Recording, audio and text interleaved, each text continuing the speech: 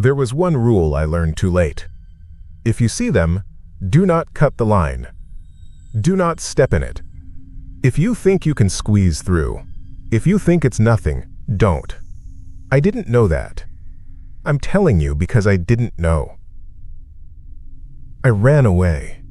I was 20, not a kid, but I left like one. Backpack. Hoodie. $48. I'd slept in my car before, but I sold it.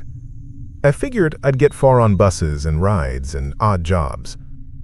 That first night, I sat at the bus depot because it was bright and open, and I thought nobody would bother me there. It was late. The boards were dead. The vending machines hummed. A man snored on a metal bench with his mouth open. My phone showed no messages. I remember that. I remember picking at the corner of my ticket even though it wasn't for anywhere yet. The air smelled like cold coffee and oil. Then a bell rang. Not the depot bell. There wasn't one. One clear chime, clean as a glass hit with a spoon. It came and went like it dropped through the room. Everyone looked tired. Nobody reacted. I heard a low sound after the chime. A hum, like when a fridge kicks on, but higher, and it sat under everything. It made my teeth feel lined up. I stood to look down the bays, and that's when I heard the feet. Soft. Many. All at once. All together. Shuffle, step. Shuffle, step. Not like a crowd. Like one thing broken into feet. I walked to the edge of the platform and peered across the lanes into the dark, where the buses pulled in. They were there. A line of people in hoods. Not robes. Not costumes. Just hoods. Coats, maybe. The fabric hung. They crossed in front of the empty buses. Heads the same tilt. Arms close. They didn't break stride or look around. The steps were in perfect time. One lane over from where I stood, moving along the next path like it was their place and mine was mine. I watched, and the hair on my arms stood up. I went to the clerk window. "Hey," I said. "You hear that?" The hum died like I had swallowed it. The room went dead. The clerk didn't look up. "Hear what?" "Forget it," I said. When I turned back, they were at the far end of the bays. A gust of cold air came through and lifted the fine hair by my ears. For a second, I smelled candle smoke. I don't know if that means anything. Maybe some church had let out. I told myself that. I decided to leave the depot and try again in the morning. No bus was going where I wanted. I went outside and walked until my legs shook. I found an overpass, the kind with a little concrete flat spot above the on-ramp. I had done it before. I tucked my backpack under my head and pulled my hood tight and tried to sleep. Cars hissed by below like water. I woke up to the bell. Clear, right above me, one note, like it wanted me to open my eyes when it hit. I did. It was full dark. The highway lights went on and on into nothing. My mouth tasted like pennies. The hum was there under the car noise. It pressed up against my hearing. Then the steps. Shuffle, step. Shuffle, step. They came from my left, under the overpass, from the road. I rolled onto my stomach and looked through the slit between the concrete and the guardrail. They were crossing the road, right there, under the sodium light. A line of them. Hoods. Shoulders hunched. Hands hidden. One behind another. No talking. The feet hit at the same time. I counted 7 and then couldn't count because the sound made my head go soft. Something small bounced near my hand. I thought it was a rock thrown by a tire. I reached and closed my fingers around it. It squished. Not gross, just soft. I brought my hand back and looked. It was a candle end. A stub, maybe the last inch. The wick was black. The wax was warm. Fresh warm, like it had been lit minutes before. It stuck a little to my skin. One of them stopped. Not even stopped, just slowed. The hood turned toward me. No face, just the inside of a shadow. I sat up without thinking. "Is this yours?" I said. I held out the candle like an idiot. The hum cut off. The steps didn't. That was the worst part. The steps kept going. My voice sounded like it was bouncing off rubber. My chest felt hollow. I stood up too fast and my foot slid on the concrete grit. I stepped back to catch myself and went down off the little flat spot, 1 foot on the slope. The line kept coming. I moved right. I thought I was clear. I wasn't. I stepped forward to shift my weight, and I stepped between 2 of them as they passed the corner. It wasn't much. It was a half step. But my leg went into the space where one of them would have been if there had been one more. Cloth brushed both sides of my jeans. Cold shot up into my knee. My stomach dropped like I fell. The one whose hood had turned kept its hood on me. The others didn't turn. They never turned. They moved on, up the ramp, 1 lane over, like always. The hum came back all at once. I stood shaking. I put the candle in my pocket because I didn't know what else to do. It stuck to the lining. I don't know why I didn't throw it.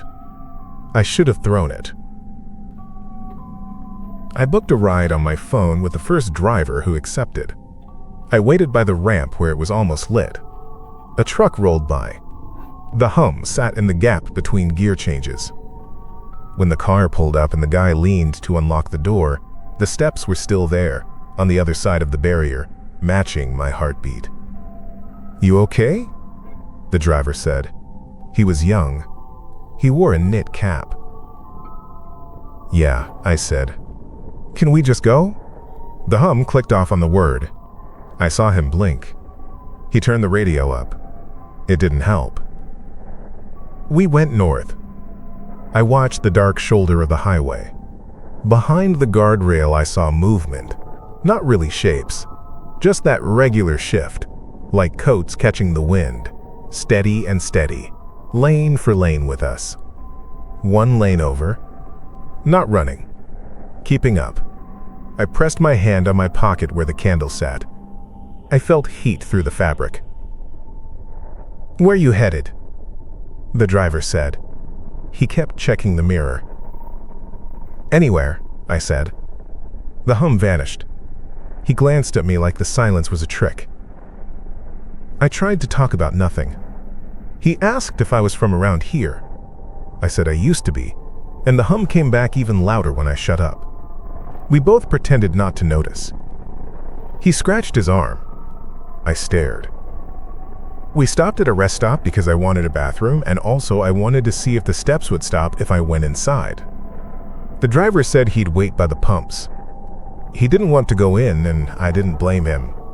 The fluorescent lights made the lot look like noon. On the sidewalk there were chalk markings. Not little kids' drawings. Just arrows. One pointed from the car to the building. Another pointed from the building to the far lot. The chalk was a dull white, like it had been rubbed thin. I stepped around one on habit like it was wet paint. The bell rang when I reached the door. It surprised me. It came from no direction. I felt it in my throat. I almost dropped the candle when I pulled my hand out of my pocket to open the door. Wax was on my fingers. It shone on my skin. In the bathroom, I took the last stall. I slid the lock. I sat on the closed seat and took the candle out. It had dented where my pocket pressed it. My palms were slick with wax and sweat. I put it on the metal paper holder. It sat there like a white tooth. A drop slid off and landed on my shoe. It went from clear to white as it cooled. The hum rolled along the tiles and it made the mirror vibrate. At least it looked like that. The steps came through the wall. Not behind me in the stall. Not that. It was like there was a hallway on the other side of the wall that wasn't built. Shuffle. Step. Shuffle. Step. They went the same speed the whole time. No voice. No cough. No breath. "Stop," I whispered. It was more like a breath. The hum shut off so hard my ears felt like they popped. The quiet hurt. I heard someone wash their hands in the far sink. I waited for the footsteps to keep going. For a second, I believed I was okay. I didn't flush. I didn't want any sound. I picked up the candle and wrapped it in a paper towel so it wouldn't glue my pocket. The towel stuck to it anyway. I went out. The driver leaned against the car. He looked over his shoulder at the trees, like he expected a parade. "You good?" he asked. "Yeah," I said. The hum left. He winced. I said, quieter. "Yeah, let's go." The hum came back like I had lifted a lid. We drove for an hour. I watched people at the other pumps. I stared at other cars, lights hitting faces. I tried to blend into a clerk's line at a night store. I walked with a group leaving a bar when we stopped in a small town. I stuck close. I thought if I left space behind me, it would fill and I could slip out. The steps stayed one lane over, on the other side of the parked cars on the street. I could not make them break. Wax showed up on my laces. Little white beads stuck to the black. I didn't notice when it dropped. I just looked down and there it was, dotted like someone had shaken a candle at my shoes while I wasn't looking. My sock felt stiff where the first drop had hit through. I told the driver to drop me by the shelter. It wasn't the best, but it was a door with a light and people inside. He looked grateful to be done. He didn't say it. Inside, a woman at a card table looked at my name like it mattered, and then at my shoes. She had a small cross on a chain that had left a mark on her skin. She frowned. "What is that?" she said. "Wax," I said before I thought. She stared like I'd said something else. Then she leaned to the side and spoke low. "Don't break the line." The hum dropped away. The bell chimed. There were other people in the hall. Nobody else moved. "What line?" I asked. I waited for her to explain. I wanted her to give me a name so I could Google it. I wanted something to hold. She looked past me like someone stood behind my shoulder, where there was nothing. Then she sat back. "Curfew's in 19 minutes, she said, normal voice. "If you're not staying, you need to go." "I'll stay," I said, but I could not sit. The hum scratched at the base of my neck. I nodded like I was taking it in. Then I left the paper on the table and walked back outside. I'm not proud of that. It was warmer in there. The street was empty. The stores were dark. My breath showed and blew away. I walked because I couldn't think when I stood still. I passed a dark window in an old shop, the kind with a wooden frame and a bell mounted above the door that probably never worked. The glass threw me back my own shape. I looked because I was listening, and I know this will sound like I wanted to see something. I didn't. I just looked at myself like you do when you pass a mirror. Behind me, in the window, was the line. Hoods. Shoulders. The same as before, stretched along the street to the corner. You know how reflections are wrong and switch sides. It didn't switch. It was the street I was on, the same side, the same cracks in the sidewalk. There was a gap at the end of them. A space that should have held one more person. My reflection stood in that space, lined up like I was meant to fit. My head was bare. My hood was down. I could see my face, my nose and mouth, and the stupid pinch between my eyebrows. I lifted my hand to touch the glass, and my hand in the window moved like I expected. The space didn't go away. It was still there, shaped like me. Cold brushed my ear, like someone walked close behind and didn't want to touch me. The hum thickened. In the window, the hood that had turned on me the first time turned again, only in reflection it twisted inside out. That's not right. That's just how it felt in my head. It was wrong. I backed away from the window. I almost tripped on a chalk arrow. It was new. I swear it wasn't there a minute before. It pointed up the block. I followed it because I didn't know where else to go. I thought, stupidly, there would be a way out if I did the thing it wanted. There were more arrows at each corner. Thin lines. Worn. Sometimes they had a little curve like a fishhook. They led to a church. Not a working church. A sagging one with boards over the basement windows and weeds piled around the stairs. The front door had chains. There was wax on the steps. Old wax, lumps and sheets where candles had been left and melted. No plates. Just the stone and the wax and dirt stuck in the wax. The crosses on the windows had rust streaks. I stood at the bottom. The bell chimed once. It didn't come from the tower. There was no bell in that tower anymore. The hum climbed the steps and pushed on my chest. The candle in my pocket felt like it wanted to stick my leg to my jeans. It didn't want anything. Things don't want. It was just heavy with heat. I climbed one step, then another. I did not go to the door. I stayed one step below the top. I took the candle out. My hand shook so hard I almost dropped it. It left strings of wax across my palm. I put it on the top step where the old wax was thickest. It left a round print, like the butt of a cigarette, and a drip ran down over the edge. I said, "Here," but nothing else came out. The hum tried to fill my mouth. They came through the gate all at once. The line in the street turned into the churchyard without breaking. They filed along the path past the dead bushes. Shuffle, step. Their steps hit the little stones in the same way, in the same beat, like rain taken apart and put back together. They didn't hurry. They didn't slow. Hoods. No faces. Hands tucked. I stood to the side of the steps.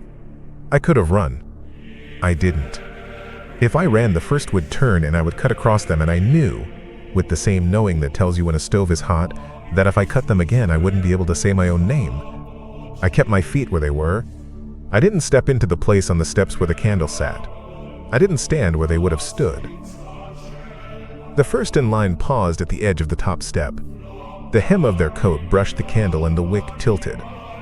The wax that was still soft slumped a little. They did not take it. They did not bend. They went by me, one by one.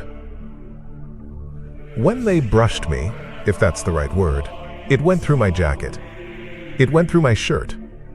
It was like cold air, but not air, passed inside my skin. Do you know the feeling when your cheek goes numb from wind and you don't feel your own face right? Like that, but inside my chest and down my arms. My eyelashes stuck together. Later I saw the frost there, a thin white line on the tips, and even though I was breathing, I felt like I had never done it before. I wanted to say, "Take it, take it, take it," but I bit my tongue. The hum got louder when I thought the words. When I moved my lips, it stopped dead. I stood with my mouth closed. I watched them go. They went past the door. They didn't try it. They walked along the front of the church, hopped the low stone border without lifting their legs any higher than usual, kept the beat, and filed along the side. I heard them snaking through the yard, along the back, between the dark trees. I turned my head, but I didn't step off the step. I did not cut across. When they came around the other side and crossed the path below me again, last as first, the space at the end lined up with my feet. It passed, and for a second the hum boomed like a truck going over a metal seam. I waited for the bell. It didn't ring. They went the way they had come, out the gate, down the sidewalk. The hum thinned, but didn't leave. I stood alone in the yard with the candle. The wax had cooled just enough to hold a print of my thumb where I had pressed too hard. It looked like any stub now, pale, a little dirty. I couldn't make my knees work at first. When they did, I went down the steps backwards so I would not put my foot where theirs had been. I didn't look for them in the street. I didn't want to know how far away they were. I went back toward the shelter because it was light and I didn't know another place. I walked fast. I shoved my hands in my pockets and then took them out because I felt like I should be ready to put my hands up if someone caught my arms. It was nothing like that. Nobody touched me. Nothing did. On the corner before the shelter, an arrow in chalk curved to point at the door. I stepped over it. My hems were damp from the grass at the church. My face stung and then went numb. I wiped my eye and a little flake of frost came off my lash on my glove. I didn't know frost did that. Maybe it doesn't. Maybe it was wax. I don't know. The street was empty outside the shelter. The light over the door flickered every 6 seconds. I counted. In the gap I heard them. The shuffle, step, shuffle, step. They settled behind me, not close enough to touch. 1 pace back, matching me. Not 1 lane over now, not on the other side. 1 pace, quiet, and always there. And hey,